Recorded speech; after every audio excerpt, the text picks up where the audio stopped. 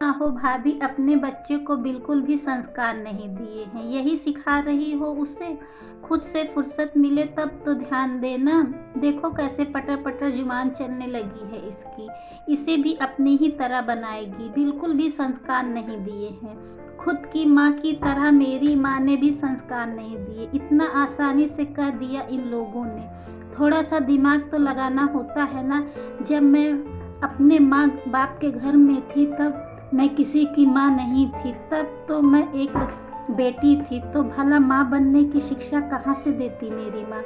मन ही मन सोचने लगी तो ताने सुन रही थी। मनोरमा बात इतनी सी थी कि उसकी 10 वर्षीय बेटी धानी ने उसकी दादी को जवाब दे दिया था। दरअसल धानी बाहर के कमरे में बैठ कर पढ़ रही थी, वहीं उसकी दादी और चाचा कमरे में बैठे टीवी देख रहे थे। उसी समय दादी को पानी पीने की इच्छा हुई, जो उसके कमरे में ही टेबल पर रखा हुआ था, जिसे वे खुद उठाकर ले सकती थी या फिर अपने बेटे को कह सकते थे। लेकिन उसके लिए भी उसने धानी को आवाज़ लगाई।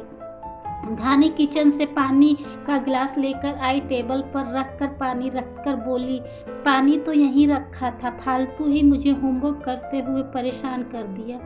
बस इतनी बात को दोनों दादी और चाचा ने पकड़ लिया और उसके साथ उसकी माँ को भी सुनाने लगे।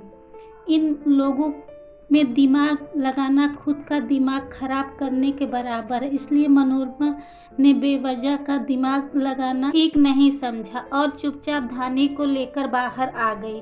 शाम को मनोरमा किचन में काम कर रही थी कि बाहर वाले कमरे में ससुर जी के चिल्लाने की आवाज़ आई, जो देवर जी को डांट रहे थे, साथ ही साथ सासू माँ को भी सुना रहे थे। कैसी माँ हो तुम? तुम्हारे गले से रोटी का निवाला कैसे उतर जाता है? दिन भर घर में बैठा रहता है, कुछ कमाने धमाने जाता नहीं, कुछ तो तुम उससे बोलती ही नहीं। पर एग्ज़ाम तो क्लियर कर लिया, अब सरकारी काम है, अभी तक तो अपॉइंटमेंट लेटर नहीं आया है, तो उसकी क्या गलती है? बस तुम्हारी यही पक्ष लेने की आदत इसे बिगाड़ रखा है, अपने माता पिता से जुबान लड़ा रहा है। अरे बस इतना ही तो कह रहे हैं कि आप थोड़ा सब्र रखो। बस यही संस्कार दो अपने माता पिता जुबान लड़ाने की। खुद के माँ ने जो संस्कार दिए हैं वही अपने बच्चे को संस्कार दे रही हो। ऐसा कहकर ससुर जी ने अपने कमरे में चले गए। सासू माँ ने पलट कर देखा तो मनोरमा वहीं खड़ी थी। यहाँ खड़ी खड़ी क्या सुन रही हो? जाकर किचन में अपना काम करो।